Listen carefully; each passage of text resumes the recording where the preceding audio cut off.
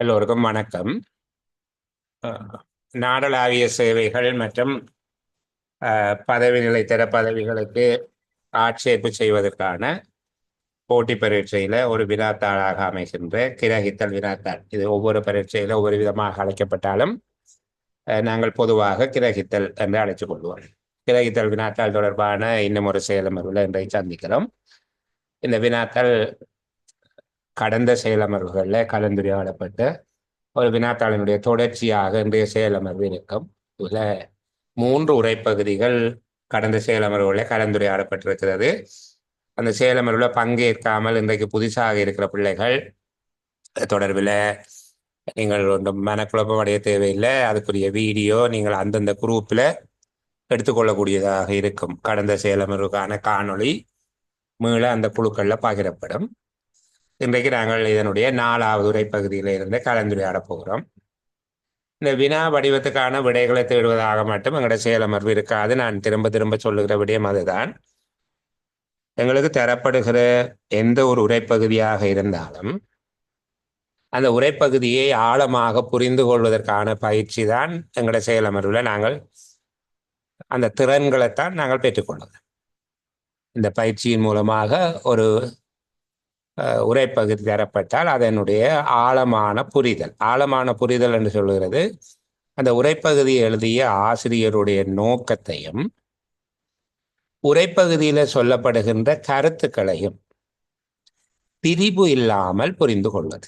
அவர்கள் ஏதோ ஒன்றை சொல்ல நாங்கள் வேறு ஏதோ ஒன்றாக நினைக்காமல், அல்லது அவர் சொல்லாத ஒரு விடயத்தை நாங்கள் சொன்னதாக விளங்கிக் கொள்ளாமல், அவர் சொன்ன ஒன்றை நாங்கள் தவிர்த்து அவர் சொல்லாத ஒன்றை சொன்னதாக விளங்கிக் கொள்வதற்கு பேர் தான் திரிபு. எதுவுமே விளங்குதில்லை என்றால் அது ஐயம். இப்போ நாங்கள் ஐயம் என்கிற மட்டத்தில் இருக்க மாட்டோம்னு ஒரு பயிற்சியை தொடர்ந்து செய்திருக்கோம். இப்போ இந்த வினா வடிவத்தில் இது 2வது வினாத்தாளையும் நாங்கள் பயிற்சி செய்கிறதுக்கு காரணம், இதுவரையில பிள்ளைகளுடைய கலந்துரையாடலில் நான் அவதானித்தது யாரும் 100% திருப்தி அடைகிற மட்டத்துக்கு ஒரு உரைப்பகுதியை இந்த வடிவத்திலான வினாத்தாளுக்கான விடையை வழங்குவதில் தேர்ச்சி பெற இல்லை. ஆனால் கணிசமான முன்னேற்றம் இருக்குது. நாங்கள் அடுத்த வினாத்தாளினுடைய வடிவத்தை மாற்றிக்கொள்வோம். அதற்கு முன்பாக இந்த வினாத்தாளில் இந்த திறன்களில் ஒரு உச்ச அளவுக்கு போகிறதுக்கு நாங்கள் முயற்சி செய்வோம். அதுக்கான வழிகாட்டலாம் இந்த செயலமர்வில் இருக்கு. வெறுமனே இதில் கேட்கப்பட்ட 2 கேள்விகளுக்குமான விடையை சொல்லிட்டு போகிறதாக இருக்கா. அது தொடர்ச்சியாக செயலமர்வில் இருக்கிற பிள்ளைகளுக்கு தெரியும். சரி, அடுத்தது இந்த உரைப்பகுதியினுடைய வினாக்களுக்கு வந்தால், முதலாவது இந்த பந்தியினுடைய பிரதானமான கருத்தை இயன்ற அளவு சுருக்கமாக ஒரு தனி வாக்கியத்தில் எழுதுவது. நான் ஏற்கனவே இதை பற்றி சொல்லியிருக்கிறேன், மீளவும் சொல்லுகிறேன். ஆக குறைந்தது 9 சொற்கள், ஆகக்கூடியது 13 சொற்களுக்குள்ள உரைப்பகுதியினுடைய பிரதானமான கருத்தை எழுத வேணும். அதனுடைய துணை கருத்துக்களை தவிர்த்துக் கொள்ளலாம். நாங்கள் உரைப்பகுதியை பார்க்குற நேரம் எவ்வாறு என்பதை புரிந்து கொள்ள முடியும். அதே போல தடித்த எழுத்தில் தரப்படுகிற சொற்றொடர்களினுடைய பொருளை அந்த பந்தியோட தொடர்படுத்தி விளக்குறது. இதான் கேள்வி. ஆனால் இந்த கேள்விக்கு மட்டும் விடைகளை தேட மாட்டோம். அதுல நாங்கள் தெளிவாக இருக்கிறோம். இந்த கேள்விக்கு விடைகளை தேடுவது மட்டும் எங்களுடைய நோக்கம் அல்ல. அந்த உரைப்பகுதியை வெவ்வேறு விதமாக பகுப்பாய்வு செய்து கற்றுக்கொள்வதற்கு நாங்கள் பழகுவோம். சரி, இப்போ நாங்கள் இதனுடைய 4வது உரைப்பகுதிக்குள்ள உங்களை கூட்டிக் கொண்டு போகிறோம். முதல் 3 உரைப்பகுதிகளும் நாங்கள் பார்த்தோம். 4வது உரைப்பகுதிக்குள்ள நான் போகிறேன். உங்களுடைய வசதிக்கு ஏற்ற விதமாக இதை கொஞ்சம் சின்னதாக ஸ்கிரீனை அந்த பகுதியை மட்டும் உள்ளடக்கக்கூடியதாக ஜூம் பண்ணி தாரேன்.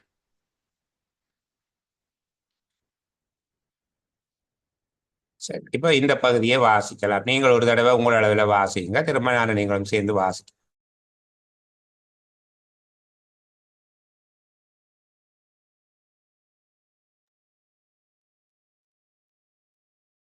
சரி, பார்ப்போம். என்ன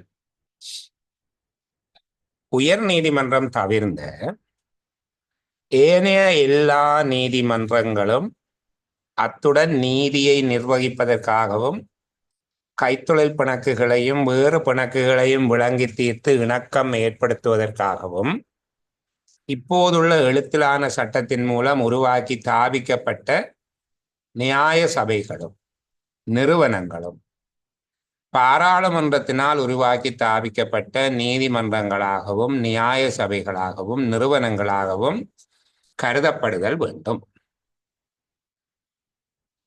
பாராளுமன்றமானது அத்தகைய நீதிமன்றங்களினதும் நியாய சபைகளினதும் நிறுவனங்களினதும் தத்துவங்களையும் கடமைகளையும் நியாயாதிக்கத்தினையும் நடவடிக்கை முறையையும் மாற்றீடு செய்யலாம் அல்லது நீக்கலாம் அல்லது திருத்தலாம்.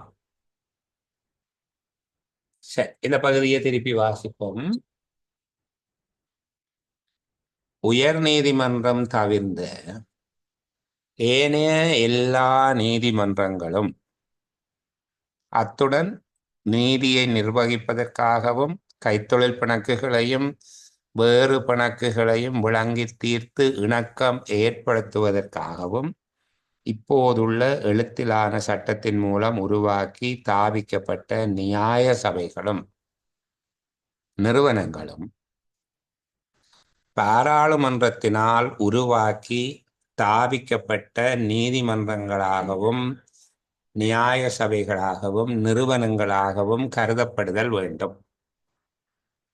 பாராளுமன்றமானது அத்தகைய நீதிமன்றங்களினதும் நியாய சபைகளினதும் நிறுவனங்களினதும் தத்துவங்களையும் கடமைகளையும் நியாயாதிக்கத்தினையும் நடவடிக்கை முறையையும் மாற்றீடு செய்யலாம் அல்லது நீக்கலாம் அல்லது திருத்தலாம்.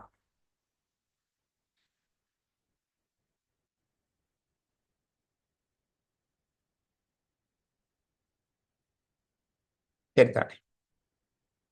இந்த உரைப்பகுதி தொடர்பில் இந்த சாராம்சத்தை எழுதுறது தான் எங்களோட கேள்வி. இந்த உரைப்பகுதியினுடைய சாராம்சத்தை எழுதுங்க. மற்றது இதில் சொல்லப்பட்டிருக்கக்கூடிய தத்துவங்கள் கடமைகள் நியாயாதிக்கம் என்கிற சொல்லுக்கான விளக்கத்தை எழுதுங்க. 2 கேள்விக்கு விட எழுத வேணும். இதனுடைய சாராம்சத்தை எழுதி இந்த தடித்த எழுத்தில் அமைந்த சொற்றொடர்களினுடைய விளக்கத்தையும் சொல்லுவது என்ற கேள்விக்கு மேலதிகமாக நாங்கள் ஒரு விடயத்தை இதுக்குள்ள கலந்து ஆலோசிப்போம். இந்த உரைப்பகுதி ஏன் எழுதப்பட்டிருக்கு? இந்த உரைப்பகுதி எழுதப்பட்டதனுடைய நோக்கம் என்ன? யார் எனக்கு பதில் சொல்ல போகிறது?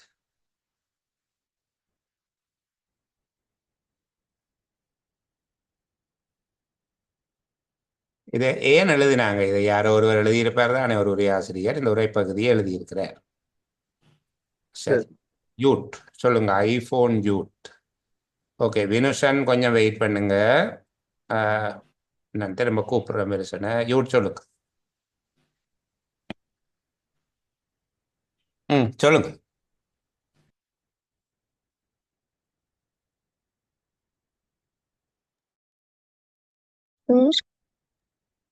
சொல்லுங்க பானு. பாராளுமன்றத்தின் அதிகாரம், அதாவது ஆளுமையை சொல்றேன். நீங்க பேசுறது விளங்க இல்லை. பாராளுமன்றத்தின் அதிகாரம். பாராளுமன்றத்தினுடைய அதிகாரம். பாராளுமன்றத்தினுடைய அதிகாரம்ங்கிறது அதிகாரத்தை ஒரு வரையறையா சொல்லுங்களே, அப்படி குறிப்பா சொல்லுங்க. என்ன அதிகாரம்? அதாவது உயர் நீதிமன்றம் தவிர்ந்த அடுத்து ஏனைய எல்லா நீதிமன்றம், நியாய சபை, நிறுவனம் அது எல்லாத்தையும் உருவாக்கக்கூடிய ஒரு அதிகாரம் ஈக்கிறேன் பாராளுமன்றத்துக்கு. அதே மாதிரி அதை கட்டுப்படுத்தக்கூடிய ஒரு அதிகாரமும் ஆளுமையும் ஈக்கிறேன்னு சொல்றேன். இப்ப நான் கேட்கறது பாராளுமன்றத்தினுடைய அதிகாரம் என்று சொல்லுகிறத விட அந்த அதிகாரம் என்கிறத கொஞ்சம் இன்னொரு சொல்லு சேர்த்து விளங்கப்படுத்தி சொல்லுங்களே. பாராளுமன்றத்தின் எதன் மீதான அதிகாரம்? நீதி சபையின் மீது, நீதியின் மீது, சட்டத்தின் மீதான அதிகாரம். சட்டத்தின் மீதா நீதியின் மீதா? நீதியின் மீது. நீதியின் மீதான அதிகாரங்கள். பாராளுமன்றத்தின் நீதித்துறை அதிகாரத்தை நீதித்துறை மீதான அதிகாரம். சரி, பாராளுமன்றத்துக்கு நீதித்துறை மீதான அதிகாரம் என்ன இருக்குதா? எத்தனை வகையான அதிகாரம் இருக்குது?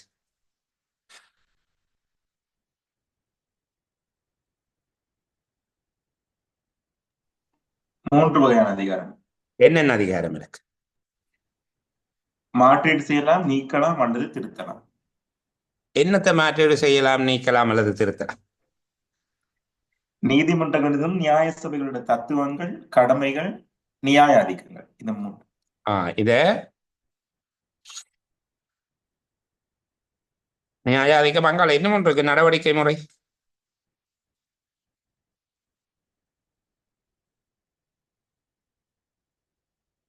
ஒரு ஆக்களும் வந்து ஒரு துண்டா தான் விட்டுட்டு போயிருங்க, முழுசா யாருமே நின்று தாக்கு பிடிக்கிற மாதிரி தெரியல. பானு திரும்பி வந்திருக்காங்க, சொல்லுங்க.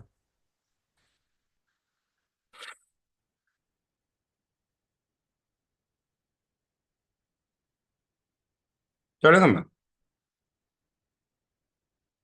நான்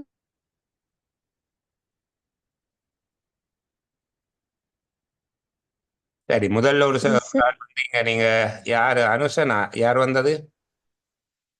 நான் அவரை வெயிட் பண்ணுங்கன்னு சொன்னேன்.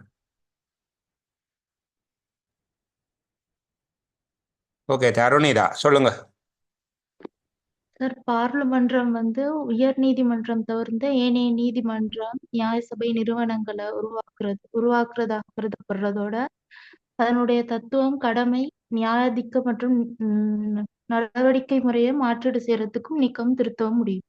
சரி, இது நீங்கள் சொல்லுகிற இதனுடைய சாராம்சம். நான் கேட்டது, இதற்கு பாராளுமன்றத்துக்கு அதிகாரம் இருக்குதுன்னு தானே அவங்க சொன்னாங்க.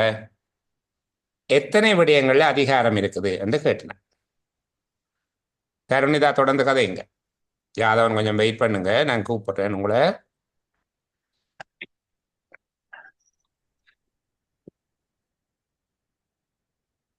அவங்களை காணையில். ஓகே, யாதவன் சொல்லுங்க. சார், இதுல அந்த 3 pillars ஆஃப் கவர்மெண்ட் இருக்கு தானே sir, executive, judicial, legislative. Tamil அதுல அந்த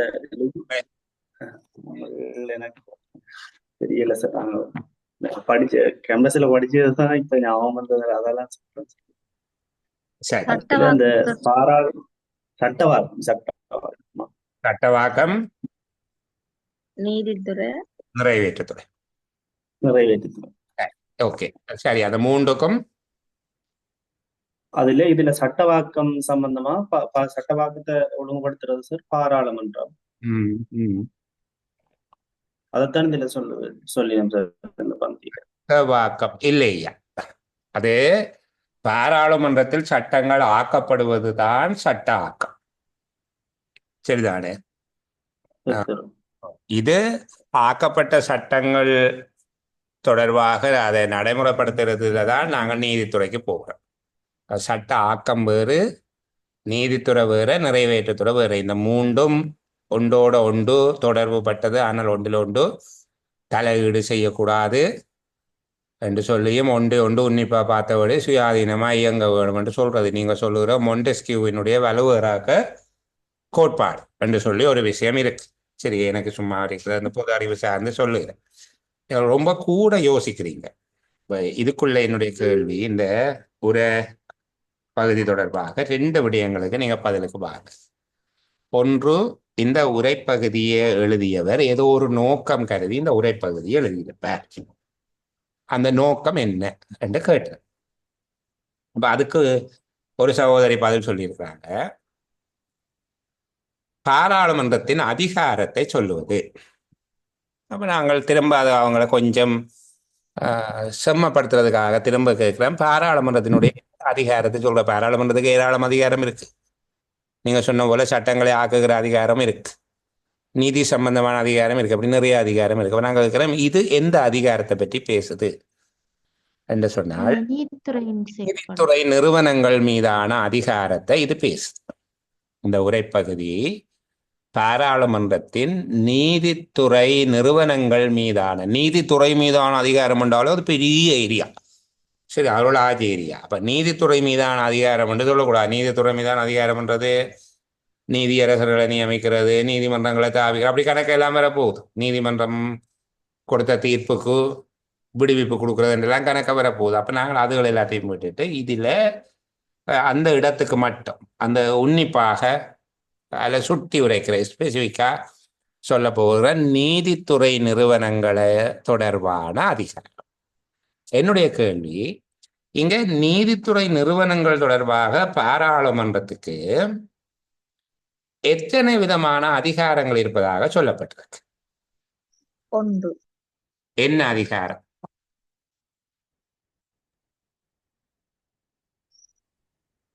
தத்துவங்களையும் கடமைகளையும் நியாயாதிக்கத்தினையும் நடவடிக்கை முறையையும் மாற்றீடு செய்யலாம் அல்லது நீக்கலாம் அல்லது திருத்தலாம். இதான் அவருக்கு இருக்கிற ஒரு அதிகாரம். சரி, வேற யார் பதில் சொல்ல போறீங்க? பாராளுமன்றத்துக்கு இங்கே நீதித்துறை நிறுவனங்கள் மீது எத்தனை அதிகாரங்கள் இருப்பதாக சொல்லப்பட்டிருக்கு? 3 சார். அந்த மூன்று 3 அதிகாரம். வினுஷா. மாற்றீடு செய்யலாம் அல்லது நீக்கலாம் அல்லது திருத்தலாம். உருவாக்கவும் முடியும் மாற்றீடு செய்யலாம், நீக்கலாம் அல்லது திருத்தலாம் என்பது ஒரு அதிகாரம். அது 3 விதமான பாராளுமன்றம் நீதி சபைகளை தாபிக்கிறது, உருவாக்கம் செய்யுது. அதுவும் அதனை வந்து மாற்றீடு செஞ்சு நீக்கிறது, திருத்துறது எல்லாம் சேர்த்து 2 சொல்லணும். 2 வகையானது. கிரேட். சரி, அப்ப இங்க இப்ப பாருங்க, இந்த ஒரு உரைப்பகுதிக்கு எங்களால இன்னும் சரியான ஒரு விளக்கத்துக்கு போக முடியலை. இப்போ இதுக்கு விளக்கம் இதுக்கு எங்களுக்கு போக முடியாமல், அதுக்கு சரியான தெளிவான ஒரு விடை சொல்ல முடியாமல் நாங்கள் எப்படி இதுக்குரிய சாராம்சத்தை எழுத போறோம்? நான் திரும்ப ஒருக்கா வாசிக்கிறேன், கவனிங்க. உயர் நீதிமன்றம் தவிர்ந்த ஏனைய எல்லா நீதிமன்றங்களும் அத்துடன் நீதியை நிர்வகிப்பதற்காகவும் கைத்தொழில் பிணக்குகளையும் வேறு பிணக்குகளையும் விளங்கி தீர்த்து இணக்கம் ஏற்படுத்துவதற்காகவும் இப்போதுள்ள எழுத்திலான சட்டத்தின் மூலம் உருவாக்கி தாபிக்கப்பட்ட நியாய சபைகளும் நிறுவனங்களும் பாராளுமன்றத்தினால் உருவாக்கி தாபிக்கப்பட்ட நீதிமன்றங்களாகவும் நியாய சபைகளாகவும் நிறுவனங்களாகவும் கருதப்படுதல் வேண்டும். பாராளுமன்றமானது அத்தகைய நீதிமன்றங்களினதும் நியாய சபைகளினதும் நிறுவனங்களினதும் தத்துவங்களையும் கடமைகளையும் நியாய ஆதிக்கத்தினையும் நடவடிக்கை முறையையும் மாற்றீடு செய்யலாம் அல்லது நீக்கலாம் அல்லது திருத்தலாம் என்று சொல்லப்பட்டிருக்கு. சரி, முதல்ல இந்த உரைப்பகுதி யாரை பற்றி பேசுது? சரி, என்ன விடயத்தை பற்றி பேசுது? பாராளுமன்றத்தினுடைய நீதித்துறை நிறுவனங்கள் மீதான அதிகாரத்தை பற்றி பேசுகிறது. அடுத்த கேள்வி இதுக்குள்ளேயே, இது நீங்க சொல்லிட்டீங்க. பாராளுமன்றத்தின் நீதித்துறை நிறுவனங்கள் மீதான அதிகார எல்லைக்குள்ள உள்ளடங்காத நிறுவனம் எது?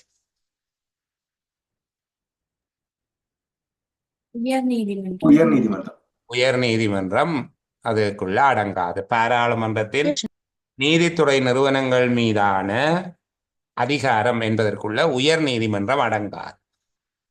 உயர் நீதிமன்றம் தொடர்பில் பாராளுமன்றத்துக்கு இதுல சொல்லப்படுகிற அதிகாரங்கள் இல்லை. என்ன அதிகாரங்கள் பாராளுமன்றத்துக்கு ஏனையவை மீது? ஏனையவை என்று எத்தனை விடயங்களை பற்றி சொல்லப்பட்டு, எத்தனை வகையானவை, எத்தனை வகையான நீதித்துறை அமைப்புகளை பற்றி சொல்லப்பட்டிருக்கு?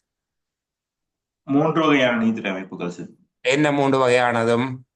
நீதிமன்றங்கள், நியாய சபைகள், நிறுவனங்கள். நியாய சபைகளும் நிறுவனங்கள். நீதிமன்றங்களும் நியாய சபைகளும் நிறுவனங்களும். அந்த நியாய சபைகளும் நிறுவனங்களுக்கும் மேலே என்ன சொல்லப்பட்டிருக்கு? அதுல ஒரு பெரிய பகுதி வருகுதே,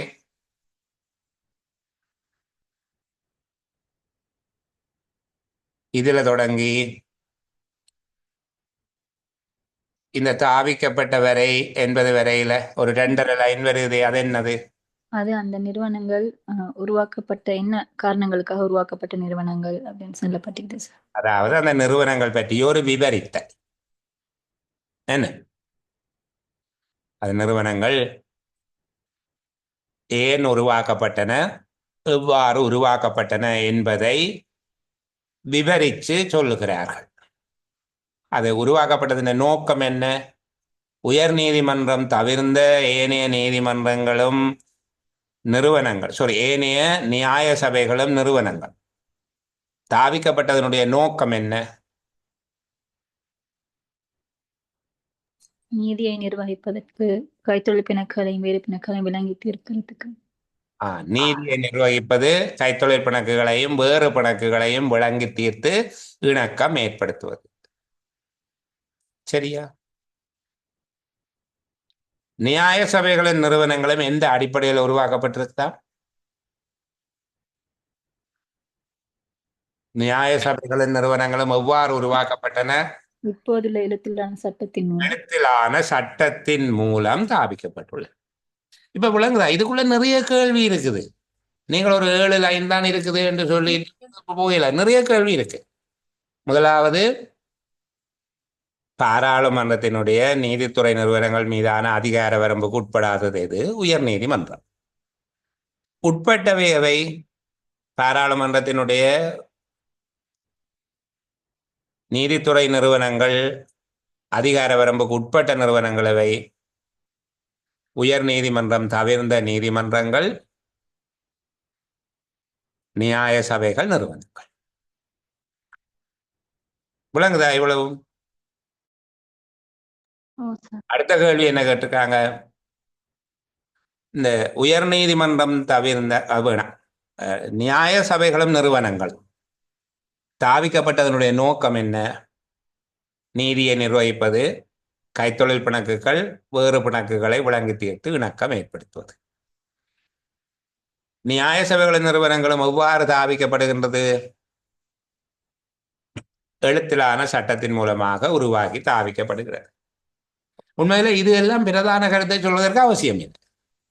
பிரதான கருத்தை சொல்வதற்கு அவசியம் இல்லை. ஒரு உரைப்பகுதியை வாசிக்கிற போது இவ்வளவு தூரத்துக்கு நாங்கள் புரிஞ்சு கொண்டோம் என்றால் தான் கேட்கிற எல்லா கேள்விக்கும் முடியளிக்க.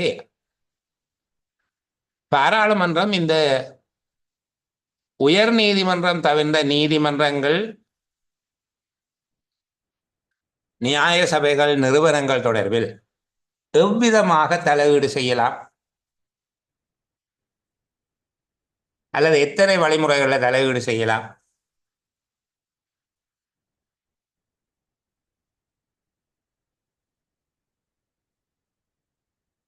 மூன்று முறை மூலம். 3 முறைகளில் தலையீடு செய்யலாம். என்னென்ன விதமாக தலையீடு செய்யுது? ஆற்றல், நீக்குதல், திருத்துதல். நீக்குதல், அதை திருத்துறது. வேறு?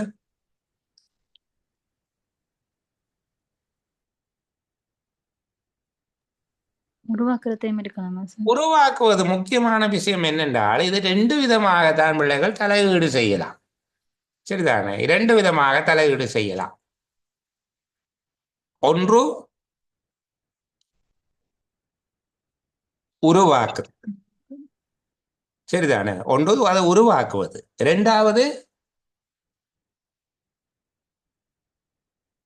அவற்றின் விடயங்களை மாற்றி அமைப்பது. அதுகின்ற விடயங்களுக்குள்ளதான் இது இந்த தத்துவங்கள், கடமைகள், நியாயாதிக்கம், நடவடிக்கை முறை, இதுல மாற்றீடு செய்யலாம். மாற்றீடு செய்யலாம் என்றால் என்ன கருத்து? மாற்றீடு செய்யலாம் என்பதனுடைய கருத்து என்ன? இந்த விடயங்களை மாற்றங்கள் செய்யறது. ஒன்றுக்கு பதிலாக ஒரு விடயத்துக்கு பதிலாக இன்னொரு விடயத்தை கொண்டு வருவது. நீக்கலாம் என்றால் இல்லாமல் செய்யறது. இல்லாமல் செய்யறது. திருத்தலாம் என்றால் ஒன்றுக்கு பதிலாக இன்னொன்று கொண்டு வருவதில்லை, இருப்பதையே சீராக்கி விடுகிறது. சரிதானே? அது சொல்லப்பட்டிருக்கு. தத்துவங்கள், கடமைகள், நியாயாதிக்கம், நடவடிக்கை முறை. அது சுருக்கமாக சொன்னால் மாற்றீடு செய்யலாம், நீக்கலாம், திருத்தலாம் என்பதை நீங்கள் எப்படி ஒரு வார்த்தையில சொல்லலாம்?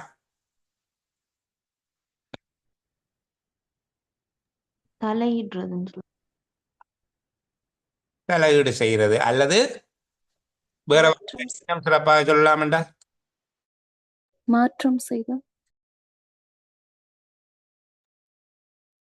சரி, மாற்றி அமைக்கலாம் சொல்லலாம். சரிதானே?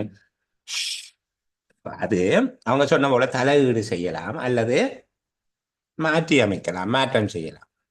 ஒன்று தாவிக்கலாம், விடயங்கள்ல மாற்றம் செய்யலாம். இப்ப சுருக்கத்துக்கு பாருங்கோ, பாராளுமன்றம் என்ன செய்யலாம்? தாவிக்கலாம். 2வது மாற்றம் செய்யலாம். ஓ, தலையீடு செய்யலாம் அல்லது மாற்றி அமைக்கலாம். ஏன் யாருல யாருடைய விடயங்கள்ல நீதித்துறை அம்சங்கள், நீதித்துறை நிறுவனங்கள் செயற்பாடுகளை உயர் நீதிமன்றம் தவிர்ந்த நீதித்துறை நிறுவனங்களை, ஏன் மன்றங்கள் உயர் நீதிமன்றம் தவிர்ந்த நீதித்துறை நிறுவனங்களை அல்லது உயர் நீதிமன்றம் தவிர்ந்த நீதிமன்றங்கள், நியாய சபைகள், நிறுவனங்கள் என்று எழுதணும். 3 சொல்லில் பரவாயில்லை, அப்படி எழுதினா குற்றம் இல்லை. எங்களுக்கு 13 சொல்லுக்குள்ள நிற்க முடியுமாக இருந்தால் அப்படி எழுதலாம். உயர் நீதிமன்றம் தவிர்ந்த நீதிமன்றங்கள், நியாய சபைகள், நிறுவனங்களை 5 சொல்லுக்குள்ள இருக்குது. என்ன செய்கிறது? தாவிப்பதுடன் வேற என்ன செய்வினம்? தாவிப்பதுடன் மாற்றி அமைக்கும் அதிகாரம். என்னத்தை மாற்றி அமைக்க போயினம்?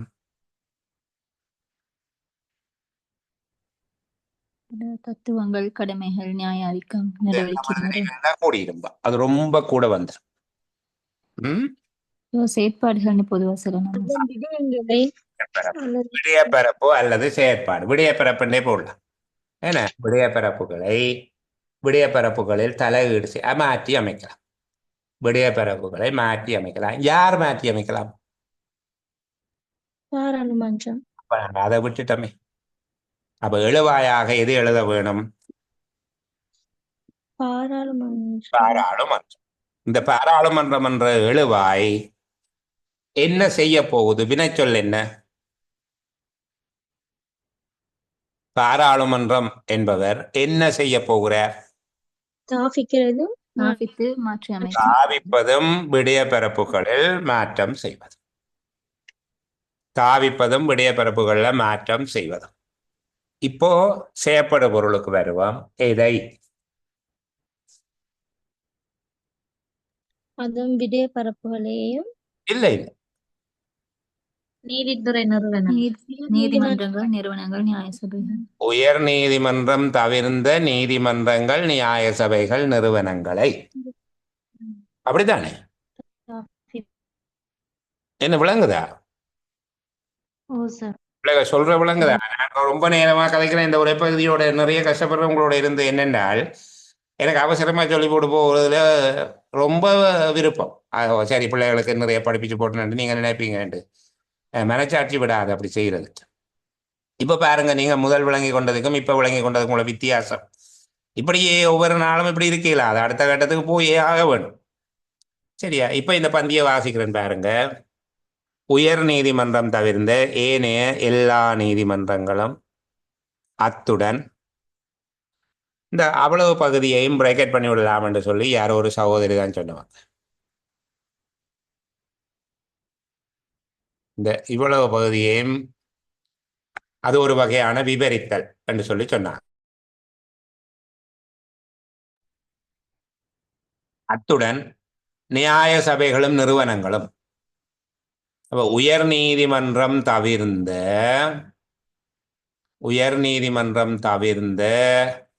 நீதிமன்றங்களும், நியாய சபைகளும், நிறுவனங்களும். சரியா? பாராளுமன்றத்தால் உருவாக்கி தாபிக்கப்பட்ட நீதிமன்றங்களாகவும், நியாய சபைகளாகவும், நிறுவனங்களாகவும் கருதப்படுதல் வேண்டும்.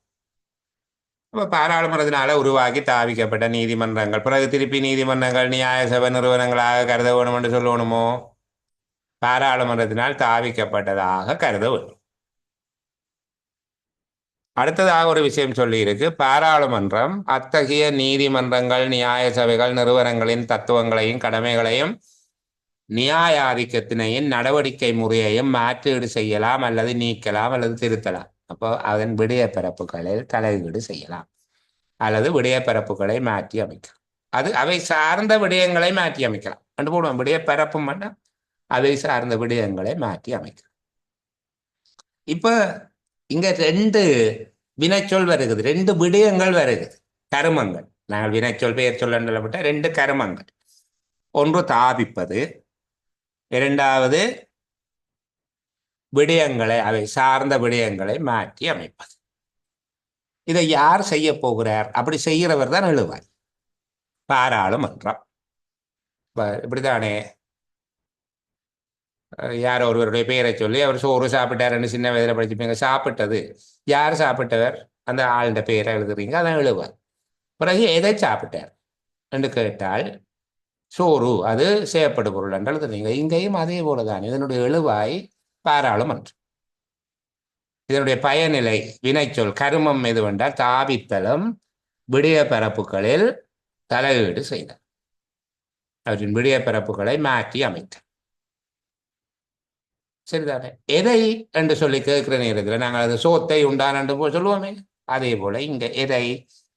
உயர் நீதிமன்றம் தவிர்ந்த நீதிமன்றங்கள், நியாய சபைகள், நிறுவனங்கள், இதை உள்ளடக்கியதாக இப்ப எங்களோட வசனத்தை எழுதுறேன் பாருங்க. பாராளுமன்றம் உயர் நீதிமன்றம் தவிர்ந்த நீதிமன்றங்கள், நியாய சபைகள், நிறுவனங்களை தாபிப்பதுடன் அவற்றின் விடயங்களை மாற்றி அமைக்கும் அதிகாரத்தையும் கொண்டுள்ளது. அவற்றை தாபிப்பதுடன் விடய பிறப்புகளை மாற்றி அமைக்கும் அதிகாரத்தையும் கொண்டது. யார் இந்த விடயத்தை கொண்டவர்? பாராளுமன்றம். சரிதானே? இதை உள்ளடக்கியதாக உங்களுடைய விடை இருக்குதா என்று பார்த்துக்கொள்ளுங்க. நான் திரும்ப திரும்ப போட்டிருந்தேன், தயவு செய்து எழுதி கொண்டு வாங்கும். எழுதி கொண்டு வந்தால்தான் அது பிரியோசனமா இருக்கு. நீங்க என்ன எழுதியிருக்கிறீங்க, உண்மை என்ன, உண்மைக்கும் உங்களுக்குமான தூரம் என்னன்னு நீங்க கண்டுபிடிக்கலாம் என்று சொல்லியிருந்தேன்.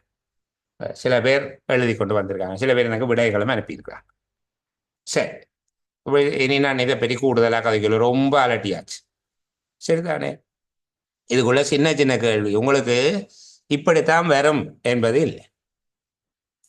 இப்படியான ஒரு பந்தியை தந்து போட்டு ஆம் இல்லை என்று கூற்றுக்களை தர. சரிதானே?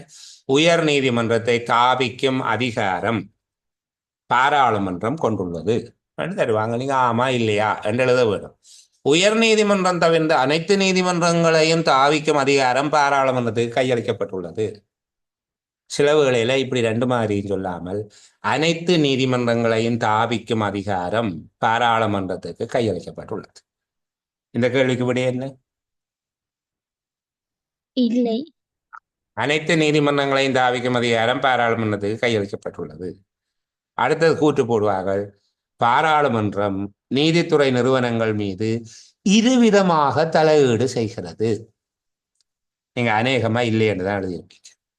இப்போ ஆம் என்று எழுதுவீங்க இனி. சரிதானே? உண்மையில இங்க இருவிதமாக தலையீடு செய்கிறது. ஒன்று அதை தாபிப்பது, இரண்டாவது அதுக்கோட சம்பந்தப்பட்ட விடயங்களை மாற்றி அமைப்பது, அதை ரீஅரேஞ்ச் பண்றது, ஒழுங்குபடுத்துறது. மாற்றி அமைப்பது என்பதை விட அவை சார்ந்த விடயங்களை ஒழுங்குபடுத்துறது, மீள் ஒழுங்குபடுத்துறது. சரி, ரெண்டு விதமாகத்தான் அது தலையீடு செய்யக்கூடியதாக இருக்கிறது. இதுக்குள்ள பிறகு சின்ன சின்ன கேள்வி எல்லாம் இருக்கு. நியாய சபைகள், நிறுவனங்கள், நியாய சபைகள், நிறுவனங்கள் இரு நோக்கங்களை அடிப்படையாக கொண்டு அமைக்கப்படுகிறது. இல்லை, இரண்டு நோக்கங்களுக்காக அமைக்கப்படுகிறது. ஆமா இல்லையா? ஆம். நியாய சபைகள், நிறுவனங்கள் அமைக்கப்படுவது இரண்டு நோக்கங்களை கொண்டது. என்னென்ன நோக்கம்? நீதியை நிர்வகிப்பதற்காகவும் கைத்தொழி பிணக்குகளையும் வேறு பிணக்குகளையும் விலங்கி தீர்த்து இணக்கம் ஏற்படுத்துவதற்காகவும். பிணக்குகளை தீர்த்து இணக்கம் ஏற்படுத்துவது. ஏன்னா அது பிணங்கி தீர்த்து எல்லாம் பிணக்குகளை தீர்த்து இணக்கம் ஏற்படுத்துவது. அல்லது சுருக்கமாக சொன்னா பிணக்குகளை தீர்த்து இணக்கம் ஏற்படுத்துதல் ஒன்று, நீதியை நிர்வகிப்பது. ரெண்டு நோக்கங்கள் அதுக்குள்ள இருக்குது. சரிதானே? இலங்கையில் உள்ள அனைத்து நீதிமன்றங்களும் எழுத்திலான சட்டத்தின் மூலம் தாவிக்கப்படுகின்றன. இலங்கையில் உள்ள அனைத்து நீதிமன்றங்களும் எழுத்திலான சட்டத்தின் மூலம் தாவிக்கப்படுகின்றன. இல்லை. இல்லையா? உண்மையில இந்த கேள்விக்கு எங்களை விட தெரியாது. என்ன, எங்களுக்கு விட தெரியாது. இல்லை என்று நாங்க சொல்ல இயலாத, எங்களுக்கு தெரியாது. ஆமாவா இல்லையா? விளங்குதா பிள்ளைகளே? என் உயர் நீதிமன்றம் எப்படி தாவிக்கப்படுது என்று சொல்லப்பட இல்லை. தெரியாது. எல்லா நீதிமன்றங்களும் எப்படி தாவிக்கப்படுகிறது என்று சொல்லப்பட இல்லை. எங்களுக்கு இதுல சொல்லப்பட இல்லை. அப்ப எங்களுக்கு தெரியாது. இவை எழுத்திலான சட்டத்தின் மூலம் தாவிக்கப்படுகின்றன என்று சொல்லப்பட்டிருக்கு. எது?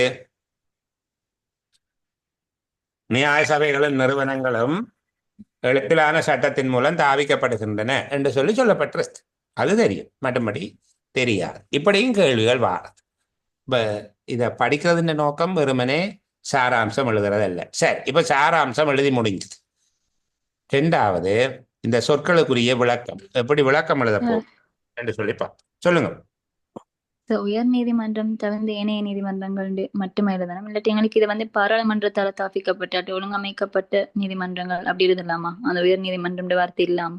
விளங்கிலுமா? நீங்கள் உயர் நீதிமன்றம் வார்த்தை இல்லாம தவிர்ந்து பாராளுமன்றத்தால் ஒழுங்கமைக்கப்பட்ட நீதிமன்றங்கள் நிறுவனங்கள் அப்படி எழுதலாமா? இது இல்ல, என்ன சொல்றாங்கன்றா பாராளுமன்றத்தாலே ஒழுங்கமைக்கப்பட்ட நிறுவனங்கள் என்று சொல்லி எழுதி போட்டு, பாராளுமன்றத்தினால ஒழுங்கமைக்கப்பட்ட நிறுவனங்கள் பாராளுமன்றத்தால் தாபிக்கப்பட வேண்டும் என்று எழுத போறீங்களோ? இல்ல சரி, இப்ப உயர் நீதிமன்றம் தவிர்ந்த ஏனைய நீதிமன்றங்கள் தானே போட்டிருந்தாங்க. உயர் அத நீதிமன்றம் வந்து அப்படி போடாம பாராளுமன்றத்தால தாபிக்கப்பட்ட நீதிமன்றங்கள் நிறுவனங்கள் நியாய சபைகளோட செயற்பாடுகளை மாற்றவும் நீக்கவும் திருத்தவும் அதிகாரம் கொண்டுள்ளது. சரி, தாபிக்கிறத விடுறீங்க தானே. இப்ப பாராளுமன்றத்தால் தாபிக்கப்பட்ட நிறுவனங்கள், தாபிக்கப்பட்ட நீதிமன்றங்கள் நிறுவனங்கள் நியாய சபைகள் என்பவற்றை செயற்பாடுகளை மாற்றவும் மாற்றி அமைக்கும் அதிகாரத்தை கொண்டுள்ளது அப்படின்ற அந்த உயர் நீதிமன்றம் வார்த்தை இல்லாம எழுதினா பிள்ளையான்னு கேட்கிறேன். இல்ல இல்ல இல்ல.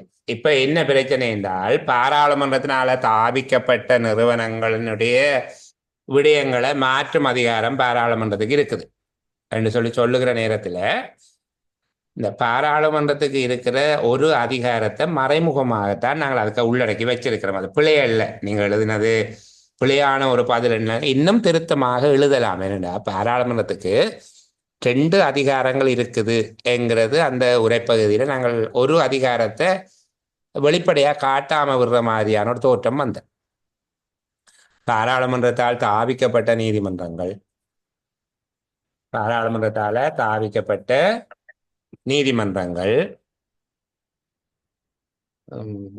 தொடர்பில் பாராளுமன்றம் இப்படி இந்த விடயங்கள் எல்லாத்தையும் செய்யலாம் என்று சொல்லுகிற நேரம், பாராளுமன்றத்துக்கு அது தாபிக்கிற அதிகாரம் இருக்குது என்பதை நாங்கள் அழுத்தாம விட்டுடுவோம். அதனாலதான் நாங்கள் சொல்லுகிறோம், பாராளுமன்றம் உயர் நீதிமன்றம் தவிர்ந்த எல்லா நீதிமன்றங்களையும் அல்லது உயர் நீதிமன்றம் தவிர்ந்த நீதித்துறை நிறுவனங்கள் என்று சொன்னாலும் சரி, அவற்றை தாவிக்கும் அதிகாரத்தையும் அவற்றின் விடய பரப்புகளை மாற்றி அமைக்கால ஒழுங்கமைக்கும் அதிகாரத்தையும் கொண்டிருக்குது. இப்படி 2 விதமான அதிகாரத்தை கொண்டிருக்கிறது என்று எழுதுறது நல்லா இருக்கும். Okay sir. சரி, அடுத்தது பாருங்க பிள்ளைகள், இதன் சாராம்சம் முடிஞ்சால் அடுத்தது எங்களுக்கு சொல்லப்பட்டிருக்கிற விடயம் தத்துவங்களையும் கடமைகளையும் நியாயாதிக்கத்தினையும் என்பதற்கு விளக்கம் எழுதும். என்ன தத்துவங்களையும் கடமைகளையும் நியாயாதிக்கத்தினையும் என்று சொல்றதுக்கு ஒரு விளக்கம் எழுத போறோம். எப்படி எழுத போறீங்க?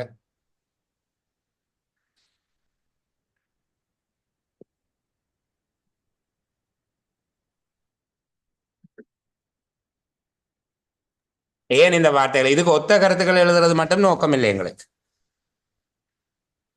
இந்த வார்த்தைகளுக்கு என்ன விளக்கம்? தத்துவங்கள் என்பது என்ன?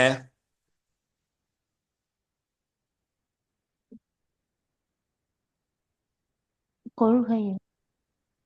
நீங்க சொல்லுகிற அந்த தத்துவம் இல்ல, அது இல்லை, அது இல்லை. இப்ப கண்ணதாசனுடைய தத்துவ பாடல்கள் அந்த தத்துவம் இல்லை. இதுல சொல்லப்படுகிறது தத்துவம் அளிக்கப்பட்ட என்ற வார்த்தைகள் இருக்கு சட்டத்துல. தத்துவம் என்றது அதிகாரம், சரிதானே? அப்ப ஒருவருக்கு நாங்கள் அதிகாரங்களை கையளிக்கிற போது அவர் தத்துவம் கையளிக்கப்பட்ட என்று சொல்லப்படுகிறார். தத்துவம் என்பது அதிகாரம். அப்ப நீதிமன்றங்களினுடைய அதிகாரங்கள். இரண்டாவது கடமைகள் என்பது அந்த நீதிமன்றங்களுக்கான பொறுப்புகள், நீதிமன்றத்தினுடைய பொறுப்புகள், அது நீதிமன்றத்தினாலே நிறைவேற்றப்பட வேண்டிய பொறுப்புகள், பணிகள். நியாயாதிக்கம் என்பது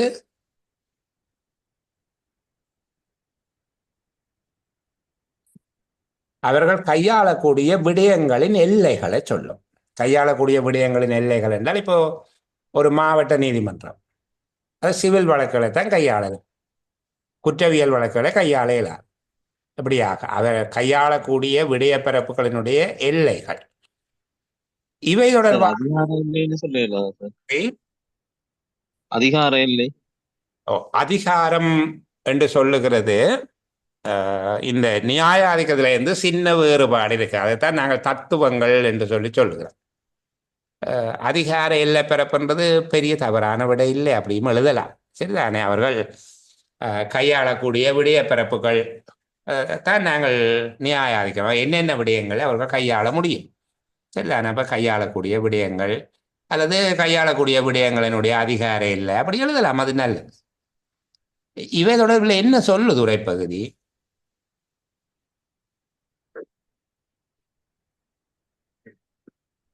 இவை தொடர்பில் உரைப்பகுதி என்ன சொல்லுது? உரைப்பகுதியோட தொடர்புபடுத்தி சொல்றதாக இருந்தால் உரைப்பகுதி என்ன சொல்லுதுன்னு நீங்க சொல்ல வேணும். நீதிமன்றங்களினுடைய இந்த விடயங்களை மாற்றியமைக்கும் அதிகாரம் பாராளுமன்றத்துக்கு உண்டு என்பதை சொல்லுகிறார். அதான் விஷயம். சரிதானே? இதுக்கான தனியான ஒத்த கருத்துள்ள சொற்கள் எழுதுவது மட்டுமல்ல.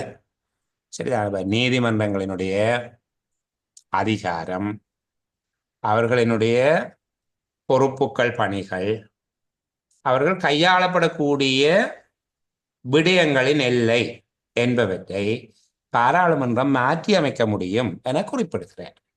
மேலே சொல்லப்பட்டது முழு கருத்து, பாராளுமன்றம் தாபிக்கும், தலையீடு செய்யும். இங்க அதை சொல்ல இல்லை. இதுக்குரிய விளக்கம் இந்த பந்தியோட தொடர்புபடுத்தி நாங்கள் சொல்லிக்கல தத்துவங்களையும் கடமைகளையும் நியாயாதிக்கத்தினையும் என்பதனால நீங்கள் என்ன விளங்கிக் கொள்றீங்க? நீதிமன்றங்களின்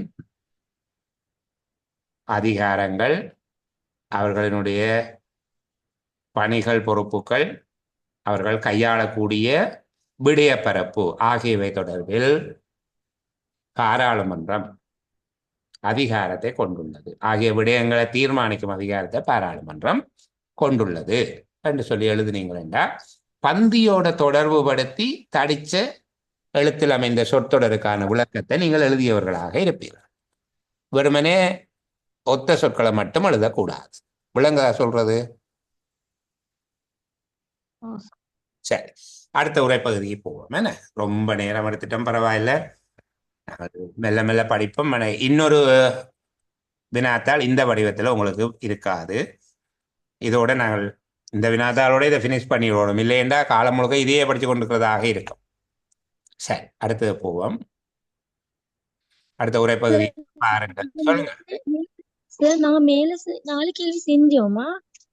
4 இல்ல, அடுத்து மேல 3 கேள்வியும் ஏற்கனவே இந்த 3 நாங்கள் செய்திருக்கிறோம் என்று நினைக்கிறேன் பிள்ளைகள்.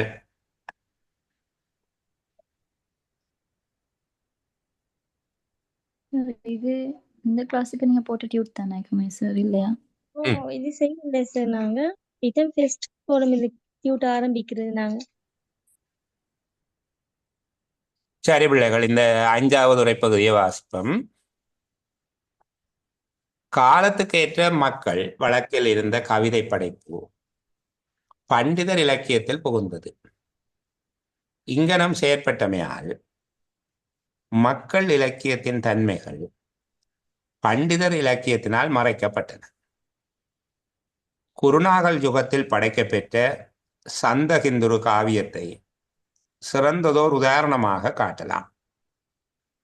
எனினும் வாய் மூலமாகவே இருந்த வந்த என்றுக்கு நாங்கள் இருந்து வந்த என்று வாசிப்போம். வாய் மூலமாகவே இருந்து வந்த மக்கள் இலக்கியம் சமூக தேவைகளுக்கு அமையும் வகையில் அமைக்கப்பட்டும் மாற்றப்பட்டும் மக்கள் மத்தியில் தேவையை நிரப்ப இருந்து வந்தது. வரலாற்று ஆசிரியரின் கூற்றுக்கு இணங்க மக்கள் இலக்கியம் கோட்டை காலத்தின் பின்னரே பிரபல்யம் அடைய தொடங்கியது.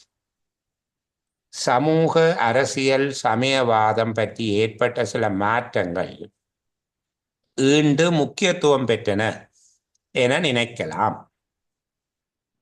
திருப்பியும் வாசிப்போம். காலத்துக்கு ஏற்ற மக்கள் வழக்கில் இருந்த கவிதை படைப்பு பண்டிதர் இலக்கியத்தில் புகுந்தது. இங்கனம் செயற்பட்டமையால் மக்கள் இலக்கியத்தின் தன்மைகள் பண்டிதர் இலக்கியத்தினால் மறைக்கப்பட்டது.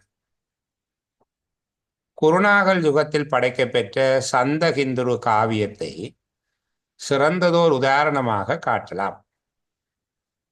எனினும் வாய் மூலமாகவே இருந்து வந்த மக்கள் இலக்கியம் சமூக தேவைகளுக்கு அமையும் வகையில்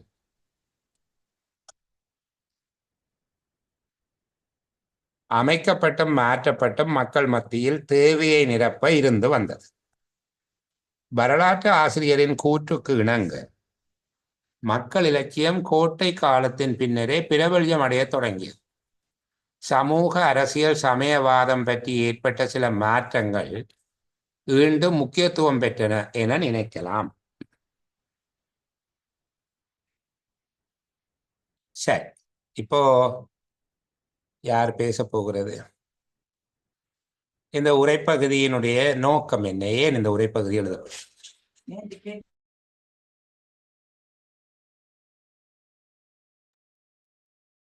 கதைங்க பிள்ளை, இந்த உரைப்பகுதியை ஏன் எழுதி இருக்கிறாங்க?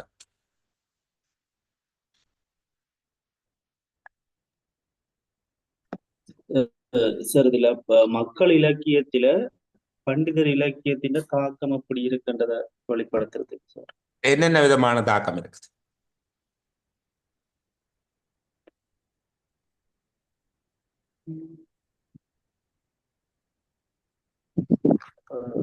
மக்கள் இலக்கிய தன்மைகள் மறைக்கப்படுது. பண்டித இலக்கியத்துல அது புகுந்ததுனால மக்கள் இலக்கியத்துல தன்மைகள் மறைக்கப்பட்டிருக்குது.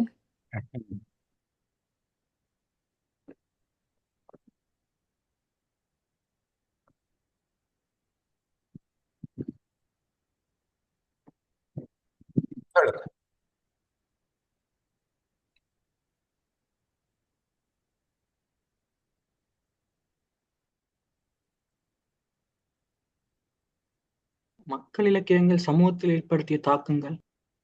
மக்கள் இலக்கியங்கள் சமூகத்தில் ஏற்படுத்தின தாக்கம் என்ன தாக்கத்தை ஏற்படுத்தி இருக்கு?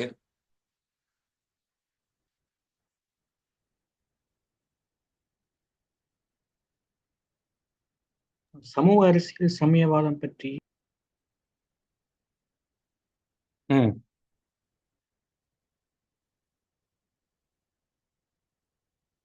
ஈண்டு என்பதனுடைய கருத்து தோற்றம், உருவாகிய, தோற்றம் பெற்று பாரம்பரியமானது பெருமா சார். ஈண்டு என்பது. ஓகே, வேற கருத்து? வெளிப்படுத்தி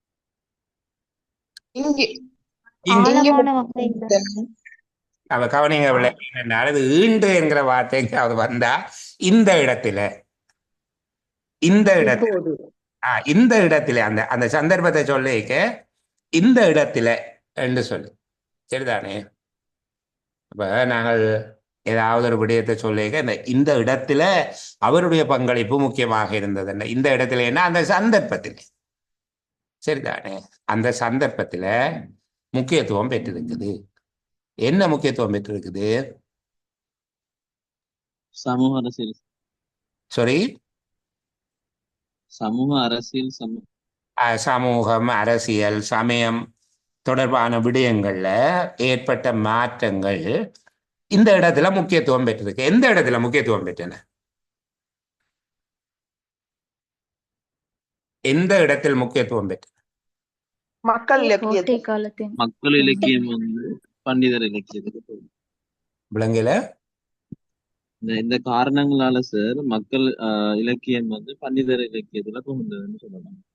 கோட்டை காலத்தின் சாரி, கோட்டை காலத்தின் மக்கள் இலக்கியம் வந்து இந்த கோட்டை காலத்துல வந்து ஏன் பிரபல்யம் அடைய தொடங்குச்சு அப்படிங்கிறது. பிரபல்யம் அடைஞ்ச அந்த இடத்துல இதுகள் முக்கியம் இருந்தது. அதாவது சமூகம், அரசியல், சமயத்தில் ஏற்பட்ட மாற்றங்கள் கோட்டை காலத்துல பிரபல்யம் அடைய தொடங்கியதுக்கு காரணமாக இருந்திருக்கு. விளங்குதா சொல்றது? வரலாற்று ஆசிரியர்களுடைய கூற்றுக்கு அமைவாக கோட்டை காலத்துல தான் மக்கள் இலக்கியங்கள் பிரபல்யம் பெற்றிருக்குது. இந்த இடத்துல இந்த இடத்துல என்ன மக்கள் இலக்கியங்கள் பிரபல்யம் பெற்ற இடத்துல, அதாவது மக்கள் இலக்கியம் பிரபல்யம் பெறுவதில் சமூக அரசியல் சமய துறைகளில் ஏற்பட்ட சில மாற்றங்கள் பங்களிப்பு செய்திருக்கு. சரிதானே? பங்களிப்பு செய்திருக்குது. மேல சொல்லப்பட்ட விஷயம் என்ன?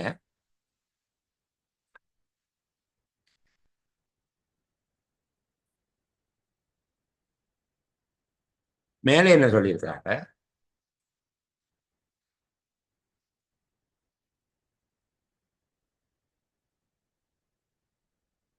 மக்கள் இலக்கியத்துக்கு என்ன நிகழ்ந்திருக்குது? மக்கள் இந்த இலக்கியத்துல தன்மைகள் தன்மை பண்டிதர் பண்டிதர் இலக்கியத்தால இலக்கியத்தால மறைக்கப்பட்டது. மறைக்கப்பட்டு பண்டிதர் இலக்கியத்தினுடைய தன்மைகள் மக்கள் மக்கள் இலக்கியத்தின் இதுல தன்மைகள் தன்மைகள் பண்டிதர் இலக்கியத்தால மறைக்கப்பட்டது. பண்டிதர் இலக்கியத்தினால இங்க வலிந்து தாக்குதல் நடத்தினத பண்டிதர் இலக்கியமா மக்கள் இலக்கியமா? மக்கள் இலக்கியம். மக்கள் இலக்கியம் தாக்குதல் நடத்தின. பண்டிதர் இலக்கியம் பாவம், அதை ஒன்றும் செய்யலை. சரிதானே? ஏனென்றால் அந்தந்த காலத்துக்கு ஏற்றபடியாக மக்களிடம் புழக்கத்தில் இருந்த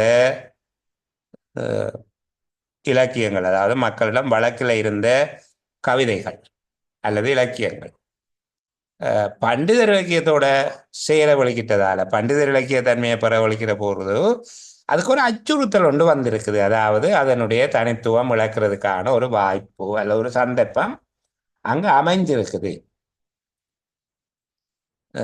ஆனால் எனினும் என்று சொல்லி ஒரு இடத்துல பிறகு பாருங்க, இருந்தாலும் இந்த மக்கள் இலக்கியம் சமூக தேவைகளுக்கு அமைகிற வகையில அமைக்கப்பட்டும் மாற்றப்பட்டும் மக்கள் மத்தியில் அவர்களுடைய தேவைக்கு அதை பயன்படுத்தி கொண்டுதான் இருந்திருக்கிறாங்க. அவ்வளவு இந்த சாராம்சத்தை தனியாக சொல்லுங்களேன் சுருக்கமா. மக்கள் இலக்கியத்துக்கு அந்த மேல சொல்லப்பட்ட அவ்வளவு தூரத்தையும் இந்த மக்களின் மத்தியில் தேவையை நிரப்ப இருந்து வந்தது என்று சொல்லப்படுகிற இதுக்கு மேலே இருக்கிற இந்த பகுதியினுடைய சாராம்சத்தை சுருக்கமா யாராவது சொல்லுங்களே. மக்கள் இலக்கியம் பண்டிதர் இலக்கியத்துல புகுந்தாலும் அவரோட தனித்தன்மை அது இலக்கல் என்று சொல்ற சார். தனித்தன்மையோட இருந்திருக்குது. ஆனா அதுக்கு ஒரு பாதிப்பு சின்ன பிரச்சனை ஒன்று இருந்துதான் இருக்கு. அப்படி இருக்கு. அப்ப என்னது சுருக்கமா சொல்லுங்க, ஒரு 2-3 சொற்கள்ல யாராவது சொல்லக்கூடிய மாதிரி.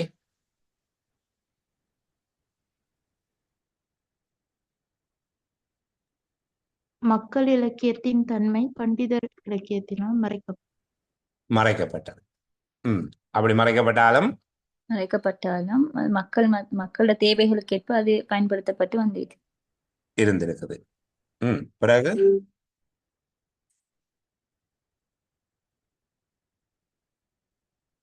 அதுக்கு பிறகு சமூக தேவைக்கு ஏற்ப பயன்பாட்டுல இருந்திருக்குது.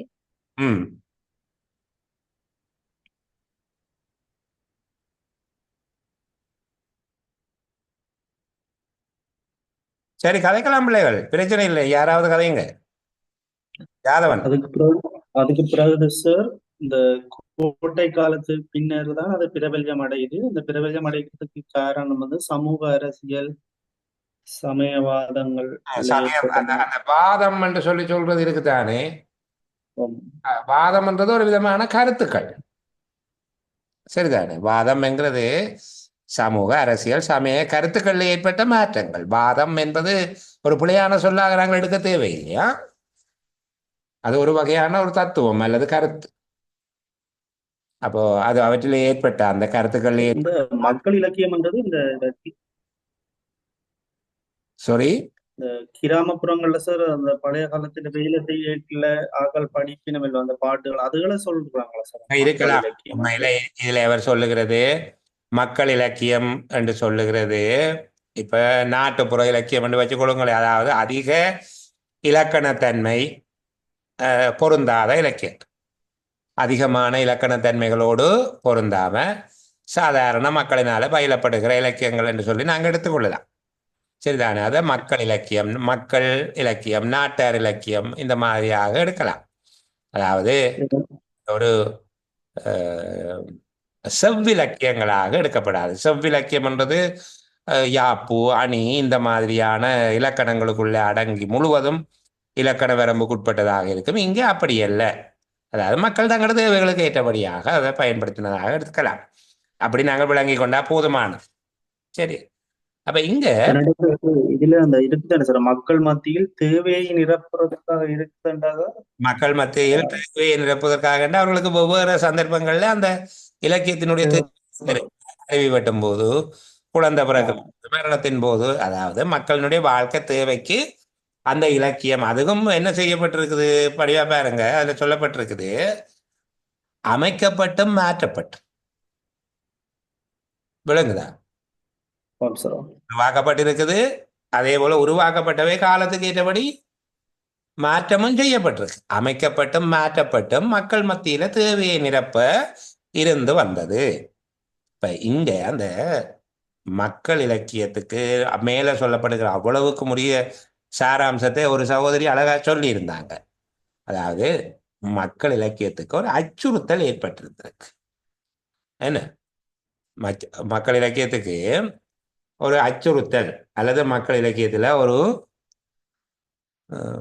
பண்டிதர் இலக்கியத்தின் புகுந்ததால, மக்கள் இலக்கியம்தான் போய் பண்டிதர் இலக்கியத்துல புகுந்தது. இதனால மக்கள் இலக்கியத்தினுடைய தன்மைகள் பண்டிதர் இலக்கியத்தால மறைக்கப்பட்டது. அப்ப சுருக்கம், மக்கள் இலக்கியம் பாதிப்புக்குட்பட்டது அல்லது அச்சுறுத்தலுக்கு உட்பட்டு இருந்திருக்குது. இருந்தாலும் அவை பேணப்பட்டு, மக்கள் இலக்கியங்கள் அச்சுறுத்தலுக்கு உள்ளான போதும் அல்லது அச்சுறுத்தல் இருந்த போதும் அவை பேணப்பட்டு இருக்குது.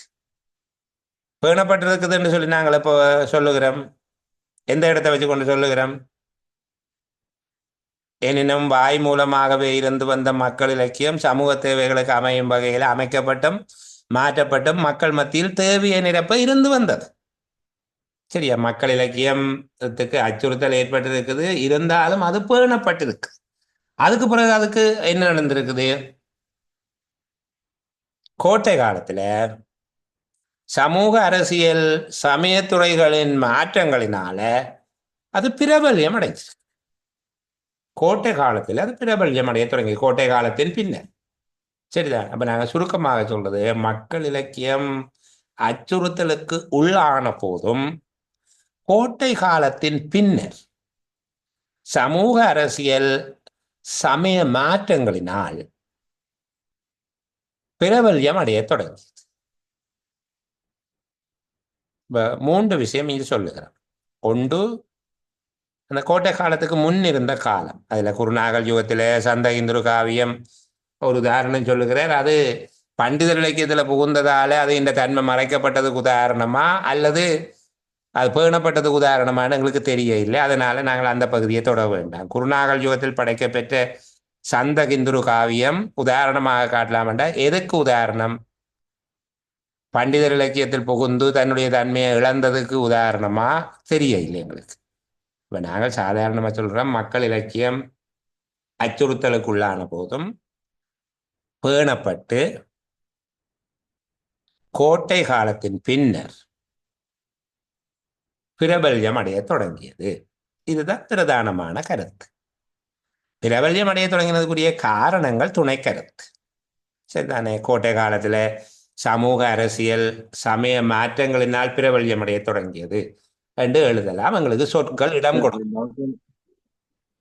கோட்டை காலத்தின் பின் பிரபல்யம் அடைய தொடங்கியதுன்னா எது சார்? அந்த திருவி பெற்றதா அல்லது விளங்க திருப்பி கேளுங்க. கோட்டை காலத்துக்கு பின்னர் பிரபல்யம் பெற்றதுனா அந்த மக்கள் இலக்கியம் மக்கள் இலக்கியம் தானே. அவர் சொல்லுகிறார், வரலாற்று ஆசிரியரின் கூற்றுக்கிணங்க மக்கள் இலக்கியம் கோட்டை காலத்தின் பின்னரே பிரபல்யம் அடைய தொடங்கி. அப்ப அதுக்கு முன்னுக்குத்தான் அது அச்சுறுத்தலோட இருந்திருக்கு. இதுக்கு பிறகு அதுக்கு பிரபல்யம் வந்துட்டு.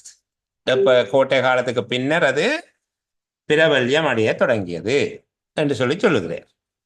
இப்ப இங்க பிரதானமான கருத்து என்னென்றால், ஒரு நலிவடைந்த நிலையில காணப்பட்ட மக்கள் இலக்கியம், நலிவுற்ற நிலையில நலிவடைந்த நிலையில மக்கள் இலக்கியம் காணப்படுகிறது. சமூக அரசியல் சமயத்துறைகளில் ஏற்பட்ட மாற்றங்களினால கோட்டை காலத்தின் பின்னர் அது பிரபல்யம் அடைய தொடங்குது. கோட்டை காலத்துக்கு பிறகுதான் அதுல பிரபல்யம் ஒன்று வருகிறது. இந்த பொருள் அமைகிறபடி எங்களுடைய வசனம் அமைஞ்சா சரி. மேலே சொல்லப்பட்டதனுடைய கருத்து அந்த மேலே இருக்கிற 5 லைன்லையும் சொல்லப்படுகிறது, மக்கள் இலக்கியம் ஒரு நலிவு நிலையில இருந்தது.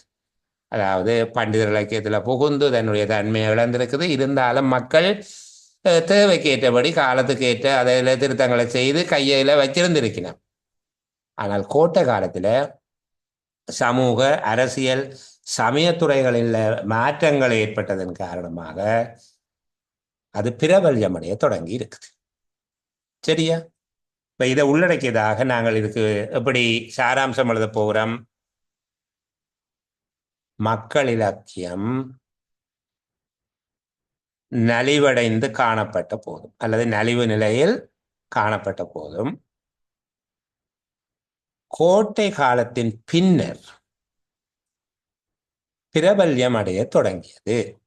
எழுதி போட்டு பாருங்க, எங்களுக்கு சொற்கள் கொஞ்சம் இருக்குது போல இருக்கு, போதும், மேனேஜ் பண்ணக்கூடியதா இருக்கு. ஆகவே சமூக அரசியல் சமய மாற்றங்களினால் என்ற சொல்லையும் சேர்த்து எழுதுகிறோம். மக்கள் இலக்கியம் நலிவுற்று காணப்பட்ட போதும் கோட்டை காலத்தின் பின்னர் சமூக அரசியல் சமய மாற்றங்களினால் பிரபல்யம் அடைய தொடங்கியது என்று எழுதினால் சிறப்பாக இருக்கும். மக்கள் வழக்கில் இருந்த கவிதை படைப்பு பண்டிதர் இலக்கியத்தில் புகுந்தது. இதுதான் தடிச்ச எழுத்துல தரப்பட்ட விளக்கம். இதுக்கு எப்படி நாங்க விளக்கம் சொல்ல போகிறோம்?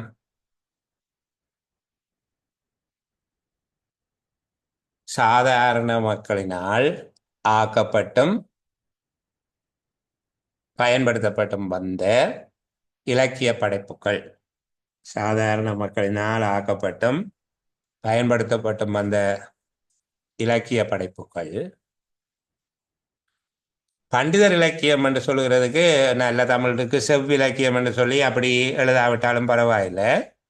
இலக்கணத்தன்மை வாய்ந்த இலக்கியங்களாக மாற்றம் பெறுகிற போது அவற்றுக்கு உரித்தான தனி அடையாளங்களை இழக்க ஆரம்பித்தது. அல்ல தனி அடையாளங்கள் இழக்க ஆரம்பித்தது நல்லது, இழக்க ஆரம்பித்தது என குறிப்பிடுகிறார். மக்கள் வழக்கில் இருந்த கவிதை படைப்பு, நான் சொல்ற சாதாரண மக்களினால் ஆக்கப்பட்டும் பயன்படுத்தப்பட்டும் வந்த இலக்கியங்கள் இலக்கணத்தன்மை பெற ஆரம்பித்த போது அவை தன்னுடைய தனித்துவத்தன்மையை இழந்தன என குறிப்பிடுகிறார். இந்த மாதிரி ஒரு விளக்கத்தை எழுதினால் போதுமான. சரி, நாங்கள் கிடைக்கிற நேரத்தில் இன்னும் ஒரு உரைப்பகுதியை பார்ப்போம் பிள்ளைகள்.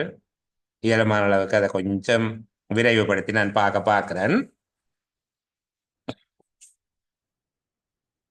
இந்த உரைப்பகுதி ஒருக்கா வாசிக்க.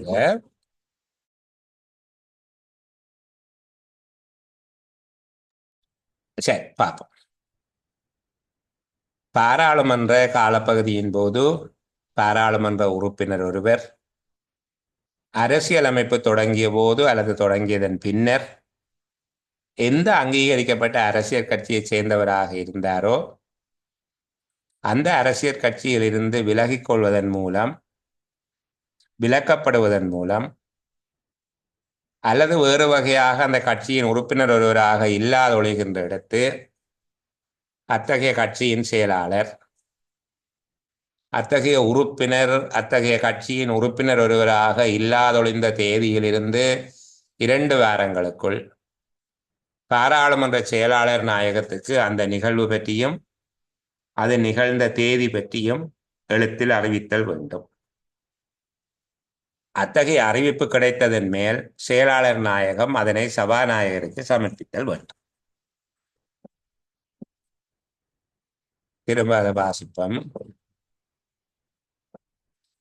பாராளுமன்ற காலப்பகுதியின் போது பாராளுமன்ற உறுப்பினர் ஒருவர் அரசியலமைப்பு தொடங்கிய போது அல்லது தொடங்கியதன் பின்னர் எந்த அங்கீகரிக்கப்பட்ட அரசியல் கட்சியை சேர்ந்தவராக இருந்தாரோ அந்த அரசியல் கட்சியிலிருந்து விலகிக் கொள்வதன் மூலம், அதில் ஒரு கம இருக்குது என்று நினைச்சு கொள்ளுங்க, குற்று மாதிரி தெரியுது ஆனால் கம தான். விலகிக் கொள்வதன் மூலம் காம போட்டால் ஒரு இடைவெளி விட்டு தானே வாசிப்போம். விலக்கப்படுவதன் மூலம் அல்லது வேறு வகையாக அந்த கட்சியின் உறுப்பினர் ஒருவராக இல்லாதொழிகின்ற இடத்து அத்தகைய கட்சியின் செயலாளர் அத்தகைய உறுப்பினர் அத்தகைய கட்சியின் உறுப்பினர் ஒருவராக இல்லாதொழிந்த தேதியிலிருந்து 2 வாரங்களுக்குள் பாராளுமன்ற செயலாளர் நாயகத்துக்கு அந்த நிகழ்வு பற்றியும் அது நிகழ்ந்த தேதி பற்றியும் அறிவித்தல் வேண்டும். அத்தகைய அறிவிப்பு கிடைத்ததன் மேல் செயலாளர் நாயகம் அதனை சபாநாயகருக்கு சமர்ப்பித்தல் வேண்டும். திரும்ப ஒரு தடவை வாசிங்க.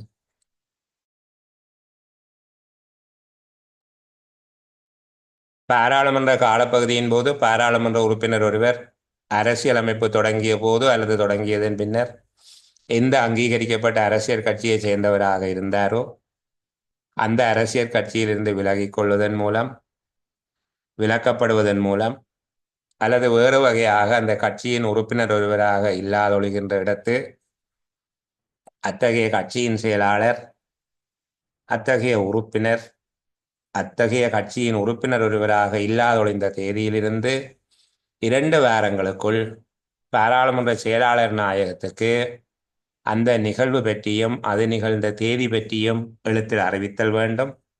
அத்தகைய அறிவிப்பு கிடைத்ததன் மேல் செயலாளர் நாயகம் அதனை சபாநாயகருக்கு சமர்ப்பித்தல் வேண்டும். ஏன் இதை எழுதினவர்? இது ஏன் எழுதினவங்க? ஏதோ ஒரு நோக்கத்தோடு தான் எழுதியிருப்பார் எழுதினவர். மரியம், சொல்லுங்க. பாராளுமன்ற கட்சி உறுப்பினர் ஒருவர்ட பதவி விலகல் தொடர்பான அந்த செயல்முறையை விளக்குறதுக்காக. பாராளுமன்ற உறுப்பினர் ஒருவருடைய கட்சி உறுப்புரிமை இல்லாமல் போகைக்குள்ள என்ன செய்யும்? இதுதான் விஷயம். சரிதானே? பாராளுமன்ற உறுப்பினர் ஒருவர் கட்சி உறுப்புரிமையை இழக்கும் போது மேற்கொள்ள வேண்டிய நடவடிக்கைகள் அல்லது அது தொடர்பான விடயங்களை விளக்குறேன். இங்க எத்தனை பேருக்கு உரிய பொறுப்புகள் சொல்லுங்க. கட்சியில இருந்து விலகுறது மட்டும் எடுக்கலுமா அல்லது சேர்ந்தால் அப்படின்னு எடுக்கணும்? விளங்கல? சேர்ந்தாலோ அல்லது விலகினாலோ அப்படின்னு எடுக்கலாம் சார். சொல்லியிருக்கா, சேர்றதை பற்றி சொல்லியிருக்கா பாருங்க. சேர்ந்தவராக இருந்தாரோ எந்த கட்சியில சேர்ந்திருந்தோ அந்த கட்சியிலிருந்து அந்த அரசியல் கட்சியிலிருந்து விலகிக் கொள்வதன் மூலம் வேண்டாம்.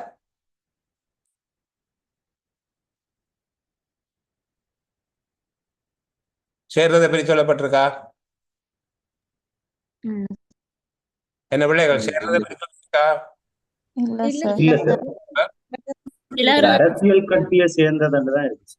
ஒரு அரசியல் கட்சியை சேர்ந்தவர் உறுப்புரிமை இழக்கும் போது, உறுப்புரிமை இழக்கிறது கணக்கா இருக்கு. விலகிக் கொள்வது, விலக்கப்படுவது அல்லது வேறு வகையாக அந்த கட்சியின் உறுப்பினர் ஒருவராக இல்லாதொழிகின்ற போது என்ற சுருக்கம் உறுப்புரிமையை இழக்கிறது. என்ன? கட்சியின் அங்கத்துவத்தை இழக்கிறார். யார் இழக்கிறார்? பாராளுமன்ற உறுப்பினர் ஒருவர்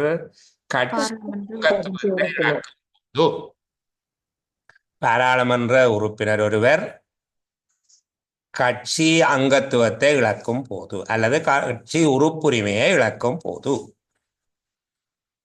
கட்சி செயலாளர்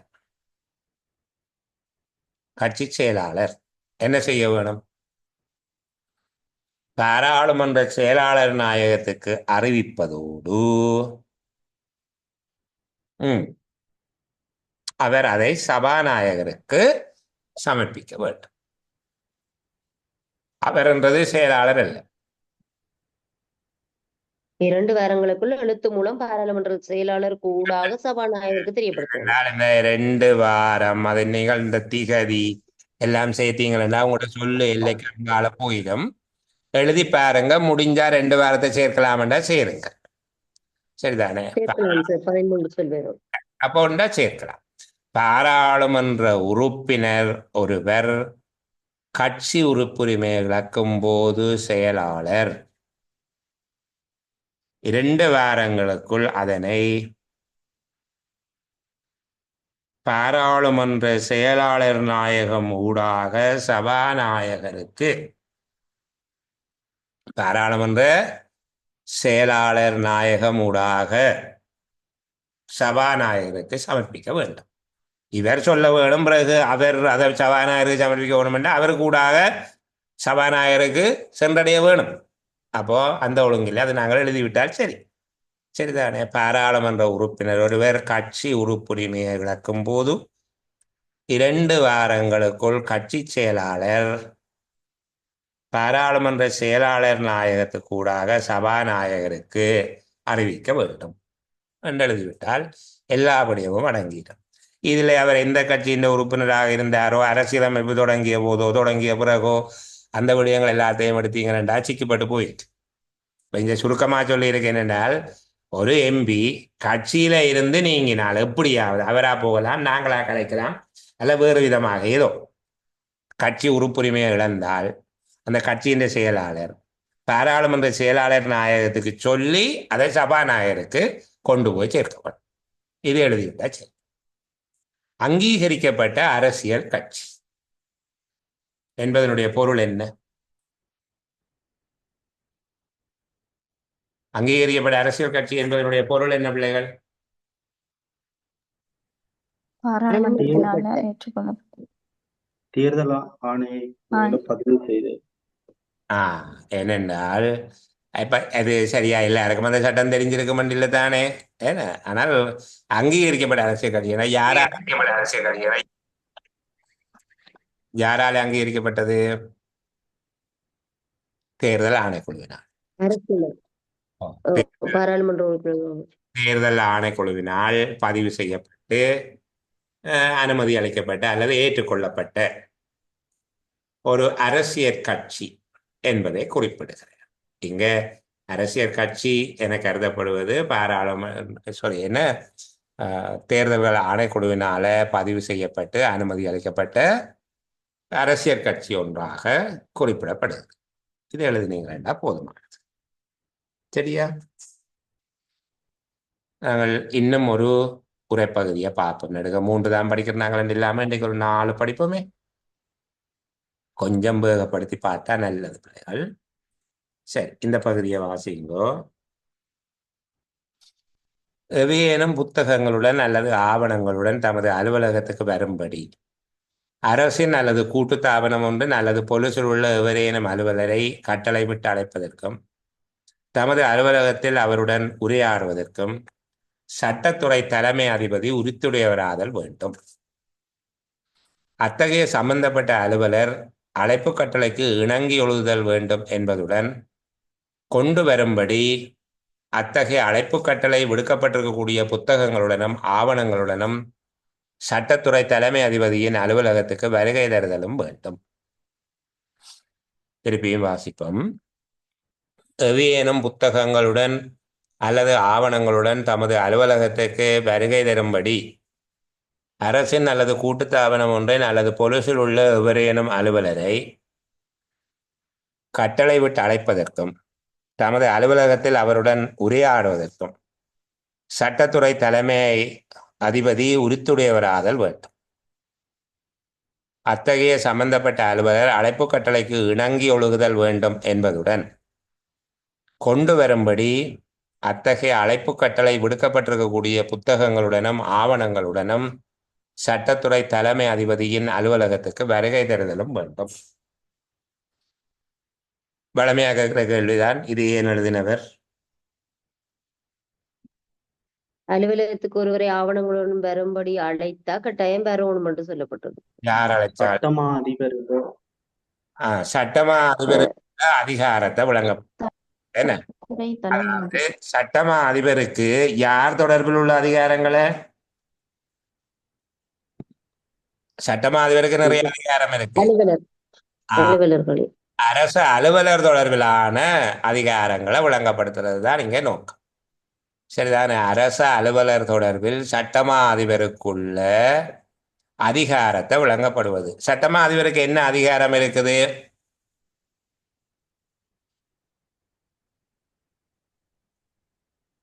இந்த ஆவணங்களை பரிசீலனை செய்து ஆவணங்களை வரவழைப்பதற்கும் அலுவலரை வரவழைத்து அலுவலரை சந்தித்து அதிகாரம் உண்டு. இதுதான் சுருக்கம். சட்டமா அதிபருக்கு அரச அலுவலர் ஒருவரை வரவழைத்து கலந்துரையாடுவதற்கும் ஆவணங்களை வரவழைப்பதற்கும் அதிகாரம் உண்டு. இதுதான் சுருக்கம். சரிதானே? கீழே என்ன சொல்லப்பட்டிருக்குது? அப்படி கடிதம் வந்தால் இவை அதன்படி நடந்து கொள்ளும். அவருக்கு அதிகாரம் உண்டு என்றால் அது இந்த மறுவளம் என்ன? பிறகு அவர் கூப்பிட்டா போகணும் திருப்பி சொல்ல அலுவலர் அதுக்கு இணங்கி நடக்க வேணும். அதுக்கு அமைவாக சரிதானே? தேவையில்லை. அப்போ நாங்கள் வேணும் என்ற ஆளுங்களுக்கு கொஞ்சம் சொல்லு கூட இருக்குது என்று சொல்லி கருதினால் அந்த எல்லையை தாண்டி ஒரு விஷயத்தை நீங்கள் சொல்லணும் என்று ஆசைப்பட்டீங்கன்னா என்ன சொல்லலாம்? அலுவலர்கள் அதற்கு இணங்கி ஒழுகுதலும் வேண்டும். அலுவலர்கள் அதற்கு இணங்கி ஒழுகுதலும் வேண்டும் என்று சொல்லி. அப்போ சட்டமா அதிபருக்கு அலுவலர்களை வரவழைப்பதற்கும் ஆவணங்களை வரவழைப்பதற்கும் அதிகாரம் உண்டு. உண்டு என்று முடிச்சு விட்டோம் என்றால் வசனம் முடிஞ்சிடும். இது 2வது வசனம் எழுதினதாக விட பிழைச்சுப்போம். சரிதானே? உண்டு. அப்போ நாங்கள் அதிகாரம் உண்டு என்பதோடு அலுவலர்கள் உண்டு என்பதோடு அலுவலர்கள் அதற்கு கீழ்ப்படிதலும் வேண்டும் அல்லது இணங்கி ஒழுகுதலும் வேண்டும் என்று போடுது. இப்ப இங்க அழைப்பு கட்டளைக்கு இணங்கி ஒழுகுதல் வேண்டும் என்பதனுடைய கருத்து அதை நாங்கள் எழுதணும். சட்டமா அதிபரினால் பணிக்கப்படுகின்ற பணிப்புரைகளுக்கு அமைவாக அரசு அலுவலர்கள் செயற்பட வேண்டும் என்பதை குறிப்பிடுகிறேன். சட்டமா அதிபரினால் வழங்கப்படுகின்ற பணிப்புரைகளுக்கு அமைவாக, பணிப்புரை என்ற ஓடர்றான பணிப்புரைகளுக்கு அமைவாக அரசு அலுவலர்கள் செயற்பட வேண்டும் என்பதை குறிப்பிடுகிறார். சரியா? சின்ன சின்ன உரைப்பகுதி தான் பிள்ளைகள். அதுக்கு பிறகு இனி வாரது கொஞ்சம் பெரிய பெரிய உரைப்பகுதிகள் இருக்குது. இன்றைக்கு போல வராம தயவு செய்து எழுதி கொண்டு வாங்கோ. அடுத்து வருகிற விடுமுறை நாட்களில் நாளைக்கும் வகுப்பு இருக்கும். பெரும்பாலும் நான் உங்களுக்கு பகல் அறிவிப்பேன். சரிதானே? அடுத்து வருகிற நாட்களில் நாங்கள் இதை பார்த்து இதை பார்த்தெல்லாம் போடக்கூடிய வகுப்புகள் எவ்வளவுக்கு முடியுமோ அதை போடுவோம். சில வேளைகள் அடுத்த வாரங்களில் தேர்தல் பணிகள் கடுமையாக வந்திருந்தால் நான் இப்போவும் சில மெசேஜை பார்த்து கொண்டு தான் உங்களோட பேச வேண்டி இருந்தது. இந்த சந்தர்ப்பத்தில் எதுவாக இருந்தாலும் இருக்கக்கூடிய சந்தர்ப்பங்களை நாங்கள் பயன்படுத்தி கொள்வோம். நாளைய வகுப்புல திரும்ப சந்திப்போம். Thank you, sir. Okay.